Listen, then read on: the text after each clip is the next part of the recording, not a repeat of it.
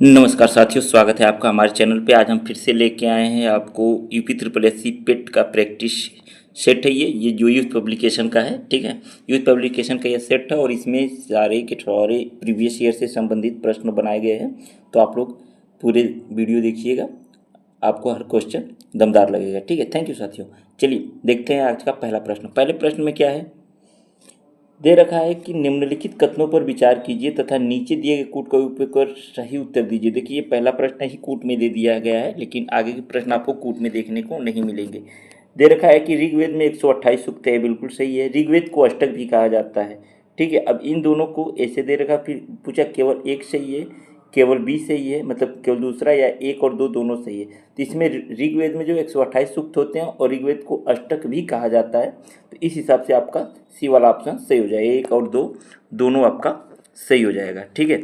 उसके बाद हम देखते हैं आज का अगला प्रश्न। प्रश्न में दिया है कि पार्श्वनाथ की शिक्षाएं संग्रहित रूप से की जाती है, मतलब पार्श्वनाथ की जो शिक्षाएं और संग्रहित रूप से की जाती है किस चीज़ में की गई है। तो दूसरे वाले का आपको देना है कि त्रिरत्न नाम से की गई है, कि पंच महाव्रत नाम से की गई है, कि पंचशील नाम से की गई है, कि चतुरार्याम नाम से की गई है। इनमें से कोई नहीं। इस बार हो सकता है कि 5 ऑप्शन आपको देखने को मिल जाए, इसलिए जितने भी प्रैक्टिस सेट बने हैं सब में सब 5 ऑप्शन दे रखा है। चलिए ठीक है, इसमें से आप लोग बताइए दूसरे का आंसर क्या होगा, ठीक है। तो इसमें दिया है कि पार्श्वनाथ की जो ये संग्रहित रूप से शिक्षा दी गई है वो चरतुर्वेद नाम से दी गई। थोड़ा सा इसके डिटेल में जानने की कोशिश किया जाता है कि जैन धर्म के जो पार्श्वनाथ जी थे ये 23वें तीर्थंकर थे, ठीक है। पार्श्वनाथ जी जो थे वो 23वें तीर्थंकर थे, ठीक है। 24वें तीर्थंकर में महावीर स्वामी जी थे, ठीक है, जिन्होंने पार्श्वनाथ जी ने चार चरतुर्वेद नाम के कारण क्या पढ़ा है जानते हैं, आप लोगों को बता दिया जाए तो इसमें चरतुर्वेद नाम का कारण ये पढ़ा था कि उन्होंने अहिंसा, सत्य, अस्तेय और अपरिग्रह। फिर से बता देते हैं आप लोगों को, एक मिनट। इसमें जो दे रखा है कि चरतुर्वेद नाम क्यों पढ़ा गया था इसका, तो इसमें ये रखा गया है सीधे सीधे कि अहिंसा, सत्य, अस्तेय और अपरिग्रह, इन 4 के बारे में इन्होंने ज्ञान दिया था। 5वां जो 24वें तीर्थंकर थे जी स्वामी महावीर स्वामी जी ने, इन्होंने ब्रह्मचर्य को जोड़ के 5 कर दिया था, ठीक। अगला प्रश्न हम लोग देखते हैं। अगले प्रश्न में क्या दे रखा है कि निम्नलिखित में से कौन सा ग्रंथ, निम्नलिखित में से कौन सा ग्रंथ उल्लेख करता है कि अशोक श्रीनगर मतलब कश्मीर का संस्थापक था, मतलब कश्मीर का संस्थापक अशोक जी थे, किस ग्रंथ की वजह से माना गया है। ये तीसरे वाला प्रश्न का आपको जवाब देना है, ठीक है। दिव्यावदन या महावंश या दीपवंश या राजतरंगड़ी। तो ये राजतरंगड़ी आप लोगों को पता है, डी वाला ऑप्शन, ठीक है। राजतरंगड़ी जो बौद्ध परंपरा में अशोक जी 84,000 स्तूप बनवाए थे लगभग, ठीक है, इसी में आपको दिया गया है तीसरे का डी वाला ऑप्शन। राजतरंगी किसने लिखा था, तो आप लोगों को पता होगा, कल्हड़ ने लिखा था, ठीक। अगला देखते हैं, निम्नलिखित में से किसने तुर्कान ए चहलगानी का गठन किया था। देखिए ये प्रश्न है आपका मध्यकालीन इतिहास से, ठीक है। किसने तुर्कान ए चहलगानी का गठन किया था। कुतुबुद्दीन ऐबक ने, इल्तुतमिश ने, बलबन ने, या इनमें से कोई नहीं, या एक से दोनों उपयुक्त में से, मतलब इन तीनों में से कोई नहीं, या चौथा विकल्प दिया इनमें से कोई नहीं, ठीक है। बताइए। तो इसको चहलगानी को जो दिया था ये इल्तुतमिश ने दिया था, ठीक है। इल्तुतमिश ने, ये गुलाम के अमीर सरदारों का एक दल का गठन था। चालीसा अमीरों के मतलब समूह को कहा जाता था। ये दिल्ली सल्तनत सुल्तान बलबन ने जो किया था, लौ रक्त की नीति किया था, ठीक है। बार बार मेरे मुंह से जो ठीक है शब्द आता है, अगर आप लोग बोर होते होंगे तो उसके लिए सॉरी। चलिए अगला प्रश्न देखते हैं कि पानीपत का तीसरा युद्ध 1761 में, पानीपत का तीसरा युद्ध कब हुआ था, 1761 में किन पक्षों के बीच हुआ था, मतलब किन के बीच में हुआ था। ब्रिटिश एवं मराठों के बीच में, तो 1761 में ब्रिटिश से नहीं हुआ था, ब्रिटिश जहाँ जाए काट दीजिए। अहमद शाह अब्दाली और मराठों के बीच तीसरा युद्ध जो यह था, तीसरा वाला ही ऑप्शन आपका सही हो जाएगा, अहमद शाह अब्दाली और मराठों के बीच वाला, ठीक है। 5वें का 14 फरवरी 1761 को अफगानी शासक जो था अहमद शाह अब्दाली, वो मराठाओं के बीच में यह युद्ध हुआ था 14 फरवरी 1761 में। अगला हमारा दे रखा है कि भारतीय राष्ट्रीय कांग्रेस, देखिए अच्छा प्रश्न है कि भारतीय राष्ट्रीय कांग्रेस के निम्नलिखित अधिवेशनों में से, ठीक है, किस अधिवेशन में बाल गंगाधर तिलक ने कहा था कि स्वराज हमारा जन्म सिद्ध अधिकार है, मैं इसे लेकर आऊँगा। देखिए इसमें कथन में भी पूछ सकता है कि स्वराज हमारा जन्म सिद्ध अधिकार है, ये किसने कहा था, तो बाल गंगाधर तिलक जी ने कहा था। अब पूछ रखा है कि कांग्रेस के किस अधिवेशन में इन्होंने यह चीज़ कहा था। तो 6 नंबर का आपको जवाब देना है, ठीक है, जल्दी बताइए। लखनऊ अधिवेशन 1916 में कहा था, या कलकत्ता में कहा था, या बनारस अधिवेशन 1905 में कहा था, या सूरत अधिवेशन 1907 में कहा था। तो इन्होंने 1906 में जो ये कल का अधिवेशन हुआ था 1916 में कल लखनऊ का अधिवेशन हुआ था। यहाँ गर्म दल और नरम दल को मिला लिया गया था, मुस्लिम लीग को भी मिला लिया गया था लखनऊ में, लखनऊ अधिवेशन 1916 में, ठीक है। बनारस अधिवेशन 1905 में आपका बीएचयू का स्थापना, सूरत अधिवेशन में गर्म दल नरम दल या मुस्लिम को अलग कर दिया गया था। कलकत्ता अधिवेशन 1906, इसके बारे में आपको आगे बताया। बम का दर्शन किसने लिखा था? देखिए ये प्रश्न, बम का दर्शन किसने लिखा था, ये हमारे जितने भी इनकलाबी साथी थे उनमें से प्रश्न बना है कि बम का दर्शन किसने लिखा था। भगत सिंह जी ने लिखा था, या बीके दत्त ने लिखा था, या भगवती चरण बोहरा, या राम प्रसाद बिस्मिल, या इनमें से कोई नहीं। किसने लिखा था, ये प्रश्न दे रखा है। तो भगवती चरण बोहरा ने लिखा था बम का दर्शन, ठीक है। आज ये प्रैक्टिस सेट नंबर 2 है। हम लोग इसमें भी आपके लगभग जीएस का पूरे प्रश्न करेंगे। अगर आप लोग कहेंगे तो ये प्रैक्टिस आप लोगों को ये पीडीएफ प्रोवाइड भी करा दिया जाएगा। अब मेरे चैनल है टेलीग्राम का, एजुकेशन विद एक्सपर्ट के नाम से ही, वहाँ पे आपको ये मिल जाएगा। आगे वाली वीडियो में हम डिस्क्रिप्शन में भी डाल देंगे। देखिए अगला प्रश्न दे रखा है कि गांधी जी के भारत छोड़ो आंदोलन किसने अद्वितीय आंदोलन कहा था, ठीक है। गांधी जी का जो भारत छोड़ो आंदोलन था, किसने अद्वितीय आंदोलन कहा था? राम मनोहर लोहिया जी ने कहा था, या सरदार वल्लभ भाई पटेल जी ने, या सुभाष चंद्र बोस जी ने, या जयप्रकाश नारायण जी ने, या इनमें से कोई नहीं। 8वें का भारत छोड़ो आंदोलन का अद्वितीय आंदोलन किसने कहा था, ये प्रश्न है, ठीक है। तो अद्वितीय आंदोलन के बारे में सरदार वल्लभ भाई पटेल जी ने कहा था गांधी जी के भारत छोड़ो आंदोलन को। इसमें एक बी वाला ऑप्शन आपका सही हो जाएगा। फिर 9वां नंबर प्रश्न, 9वें नंबर प्रश्न में दे रखा है कि किसने कांग्रेस की सूक्ष्मदर्शी अल्पसंख्यक जनता का प्रतिनिधित्व करते हुए मजाक उड़ाया था। ये जब ये कांग्रेस की स्थापना हुई थी तभी किसी ने कहा था। अब आपको बताना, लॉर्ड रिपन ने कहा था, लॉर्ड मिंटो ने कहा था, या लॉर्ड कर्जन ने कहा था, या लॉर्ड वेलजिनी ने कहा था। इसमें से आपको बताना है 9 नंबर का, ठीक है। या इनमें से कोई नहीं। किसने कहा था कि कांग्रेस एक सूक्ष्मदर्शी अल्पसंख्यक जनता का प्रतिनिधित्व करती है, मजाक उड़ाया था? तो ये था ई वाला ऑप्शन आपका सही हो जाएगा। लॉर्ड डफरिन ने यह शब्द कहा था, ठीक है। सॉरी, डफरिन के दिमाग की ये उपज थी, डफरिन ने कहा नहीं था, ठीक है। लेकिन उस समय डफरिन ने ही कहा था कांग्रेस जो है वो 2 प्रकार का था कि एक सूक्ष्मदर्शी अल्पसंख्यक जनता का प्रतिनिधित्व करती है, और ये डफरिन ने ही कहा था, ई वाला ऑप्शन। और उसने कहा, ये भी कहा था कि ये छोटा सा संस्था है, कभी भी खत्म हो जाएगी, ठीक। और कर्जन ने कहा था कि कांग्रेस को कदम लड़खड़ा रहे हैं, मतलब ख़त्म होने वाली है, मैं इसके भारत में रहते हुए इसे ख़त्म होते देखना चाहता हूँ। ये कर्जन का वाक्य पे था, ठीक है। चलिए हम लोग अगला देखते हैं। अगले प्रश्न में क्या दे रखा है कि निम्नलिखित में से कौन भारतीय राष्ट्रीय कांग्रेस का अध्यक्ष था जो पूर्ण स्वराज की प्रस्ताव पारित हुआ था। मतलब भारतीय राष्ट्रीय कांग्रेस के अध्यक्ष कौन था उस टाइम जब पूर्ण स्वराज का प्रस्ताव पारित हुआ था? दादा भाई नौरोजी थे, या जवाहरलाल नेहरू थे, या लाला लाजपत राय थे, या सुरेंद्रनाथ बनर्जी थे, या इनमें से कोई नहीं, ठीक है। हमारा ये 10वें नंबर का प्रश्न है। हम ज़्यादा प्रश्न नहीं, जीएस के जितने भी 30-35 प्रश्न हो सारे के सारे कराएंगे, ठीक है। तो इसमें से आपको बताना है कि पूर्ण स्वराज जब मनाया गया था, मतलब ये स्वराज पारित हुआ था, तो उस टाइम अध्यक्ष कौन था कांग्रेस का? 10 नंबर का। तो लाहौर अधिवेशन 31 दिसंबर जो 1929 में हुआ था, उस टाइम अध्यक्ष कौन थे? तो जवाहरलाल नेहरू थे, जो रावी नदी के किनारे पे ही पूर्ण स्वराज की या पूर्ण स्वाधीनता की बात की थी, ठीक है, 31 दिसंबर 1929 को लाहौर में। अगला प्रश्न देखते हैं। अगले प्रश्न में दे रखा है कि निम्नलिखित देशांतरों में कौन सा भारत का प्रमाणिक मध्याह्न रेखा कहलाता है? मतलब भारत का जो मध्याह्न रेखा है वो कौन सा है? 87 अंश 30 मिनट पूर्वी है, या 85 अंश 30 मिनट पूर्वी है, या 84 अंश 30 मिनट पूर्वी है, या 82 मतलब 82.5 अंश पूर्वी है? इनमें से कोई नहीं। 11 नंबर का आप लोग जवाब दीजिए। ये प्रश्न आपको हमेशा ही पूछता आया है, चाहे किसी भी एग्ज़ाम में हो, ठीक है। मतलब मिड इन टाइम से, मतलब मध्याह्न रेखा से हमेशा प्रश्न बनता है। तो ये 82.5 अंश पूर्वी हम लोगों का है, जो 82.5 अंश पूर्वी है, ये जो हम लोगों का प्रयागराज नैनी के पास कहा गया है, ठीक है। यही वाला आपका समय है। और ये 5.5 घंटा हम लोगों के मेन टाइम जोन से आगे, IST से, मतलब IST से हम लोग आगे हैं GMT से, ठीक। जीएमटी से आगे है हम लोग आईएसटी में। विश्व का सबसे ठंडा स्थान कौन सा है, ये पूछ रखा है। हैलीफैक्स है या शिकागो है या सियाचिन है या बारकोस्याक है। बारकोस्याक है या इनमें से कोई नहीं। 12वां का नंबर आपका, आप लोग जवाब दीजिए। विश्व का सबसे ठंडा स्थान कौन सा है, ठीक है, 12 नंबर का।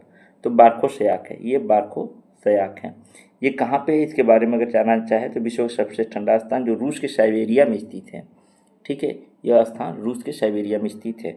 या और सियाचिन, भारत में अगर पूछ दे तो सियाचिन सबसे ठंडा स्थान है, ठीक।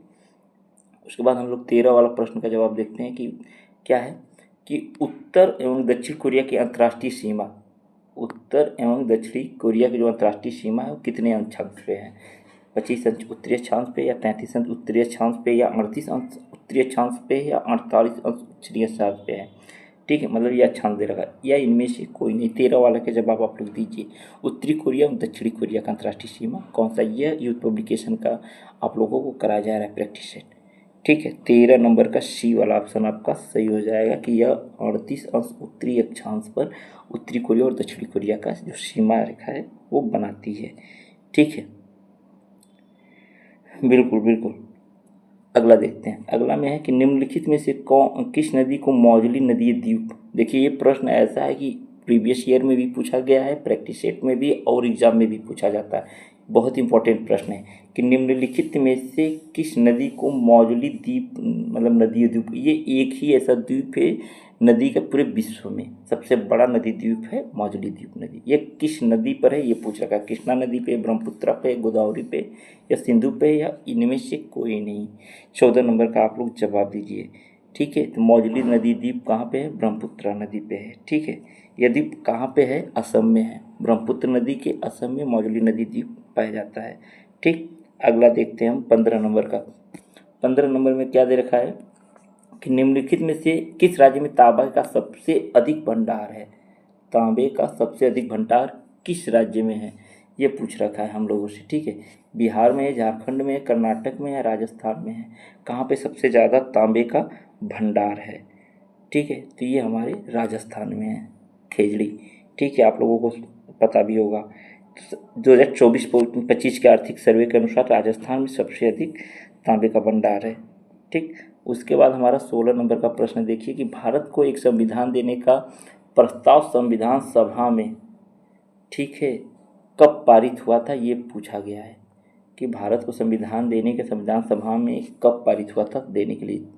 22 जनवरी 1946 या 22 जनवरी 1947 या 20 फरवरी 1947 या 26 जुलाई 1946 को भारत को एक संविधान देने का प्रस्ताव संविधान सभा में कब पारित हुआ था ये प्रश्न है। आप लोग अच्छे से समझ लीजिए। तो ये 22 जनवरी 1947 को हुआ था ये प्रस्ताव, ठीक है। बिल्कुल।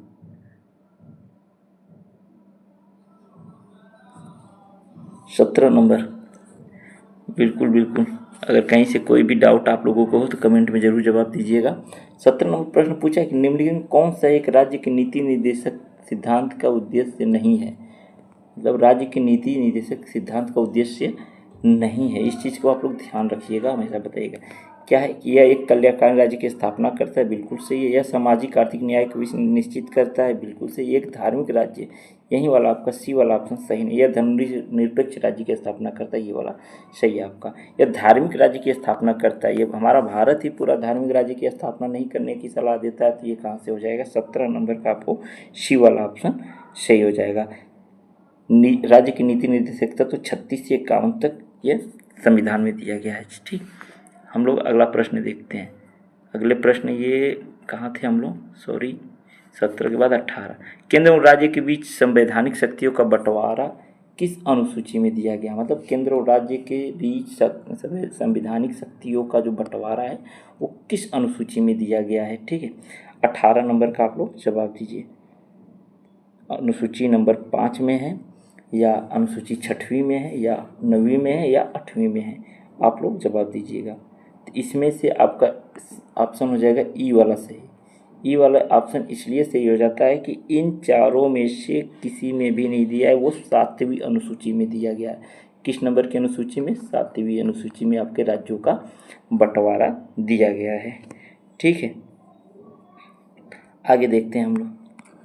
निम्नलिखित में से कौन सा सर्वोच्च न्यायालय के मतलब एडहॉक न्यायाधीशों की नियुक्ति करता है? सर्वोच्च न्यायालय के न्यायालयों में जो न्यायाधीशों की नियुक्ति करता है एडहॉक वो कौन करता है? राष्ट्रपति करता है, प्रधानमंत्री, गृहमंत्री या राष्ट्रपति की सहमति से भारत का मुख्य न्यायाधीश? या इनमें से कोई नहीं। 19 वाले का आपको जवाब देना है। तो इसका डी वाला ऑप्शन हो जाएगा कि राष्ट्रपति की सहमति से ही भारत का जो मुख्य न्यायाधीश होता है, चीफ जस्टिस, वही करते हैं। ठीक है।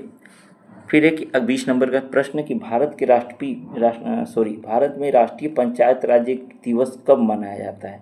मतलब भारत में राष्ट्रीय पंचायत दिवस कब मनाया जाता है? 26 जनवरी को, 2 अक्टूबर को, 24 अप्रैल को या 21 अप्रैल या इनमें से कोई नहीं। 20वें का ऑप्शन का आप लोगों को जवाब देना है कि कब मनाया जाता है पंचायती राज दिवस। तो यह है 24 अप्रैल को मनाया जाता है। ठीक है। 73वें संविधान संशोधन 1992 के तहत ये चीज़ लागू हुआ था और 24 अप्रैल 1993 में ये पूर्ण रूप से लागू हो गया था। और जो पंचायती राज मनाने की बात आती है तो ये अपने 2010 से मनाने की बात आती है। ठीक है, शुरुआत हुई थी पंचायती राज। लंबाई की सबसे छोटी इकाई क्या है? लंबाई की सबसे छोटी इकाई क्या है? इसका जवाब आप लोगों को देना है। माइक्रोन है, नैनोमीटर है, मिलीमीटर है या फर्मीमीटर है या ई? इनमें से कोई नहीं। 21 नंबर का जवाब आप लोगों को देना है। तो सबसे छोटी इकाई हो जाएगी आपकी फर्मीमीटर। 1 मिनट, फर्मीमीटर, थोड़ा सा हाथ सही नहीं चला, फर्मीमीटर है 21 नंबर का सी वाला ऑप्शन। ठीक है। 22 वाला, कार के पीछे आने वाले यातायात को देखने के लिए, मतलब कार के जो पीछे शीशा लगा होता है, दर्पण लगाता है, वो कौन सा दर्पण होता है? ये प्रश्न पूछ रखा है। उत्तल दर्पण होता है या उत्तल दर्पण होता है या समतल दर्पण होता है या गोलीय दर्पण होता है या इनमें से कोई नहीं उपयुक्त में से? ठीक है। तो आप सभी को पता होता है कि कार के जो पीछे दर्पण लगा होता है वो होता है आपका उत्तल दर्पण। ठीक, उत्तल दर्पण हमेशा लगा होता है। और टॉर्च वगैरह या कान को छेद या टॉर्च में, ये सब में अवतल दर्पण होता है। ठीक। अगला होता है हड्डियों के अंधेरे में चमकने का क्या कारण है? हड्डियों को अंधेरे में चमकने का क्या कारण है? यह प्रश्न है। हड्डियों में लाल फास्फोरस की उपस्थिति या वायु के संपर्क में सफ़ेद फास्फोरस की धीमी गति से दहन या सफ़ेद फास्फोरस में लाल फास्फोरस में परिवर्तन या लाल फास्फोरस को सफ़ेद फास्फोरस में परिवर्तन। ये तो फास्फोरस करके आप लोगों को डिस्टर्ब कर देगा। 23 वाले को इम्पोर्टेंट में रख के आप लोग इसका जवाब दीजिएगा। ठीक है, 23 का जवाब आप लोग दीजिए। तो ये एक वायु के संपर्क में आने पे सफ़ेद फास्फोरस की धीमी गति से दहन होने लगती है, इस वजह से हड्डियाँ दूर से चमकती हैं। उसके बाद हमारा त्रिकोष्ठीय हृदय कहाँ पाया जाता है? मतलब किस जंतुओं में पाया जाता है? स्तनधारी में पाया जाता है या पक्षियों में पाया जाता है या उभयचर में पाया जाता है या मछलियों में पाया जाता है? ये आपको जवाब देना है। त्रिकोष्ठीय हृदय किस में पाया जाता है? तो ये पाया जाता है उभयचरों में। ठीक है, जो धरती और पानी दोनों में रहते हैं, उभयचर, इसमें पाया जाता है। आज का ये अंतिम प्रश्न रहेगा। साल्क टीका निम्नलिखित में किस व्याधि से है? साल्क टीका आपका निम्नलिखित में से किस व्याधि से है? मतलब कौन सी विधि से है साल्क टीका? किस में लगाया जाता है? चेचक में कि टिटनस में कि टीबी में कि पोलियो में? ठीक है, 25 नंबर का आप लोग जवाब दीजिएगा। बिल्कुल बिल्कुल बिल्कुल साथियों, इसका डी वाला ऑप्शन हो जाएगा। पोलियो में साल्क टीका लगाया जाता है। भारत पोलियो मुक्त हो चुका है। ठीक है, पोलियो को जान ई साल्क नाम से ही इन्होंने टीका बनाया था, इसलिए साल्क टीका कर दिया गया, जान ई साल्क। ठीक है, आज के लिए बस इतना ही। आगे का वीडियो हम लोग अगले लेक्चर में, आगे का लेक्चर हम अगले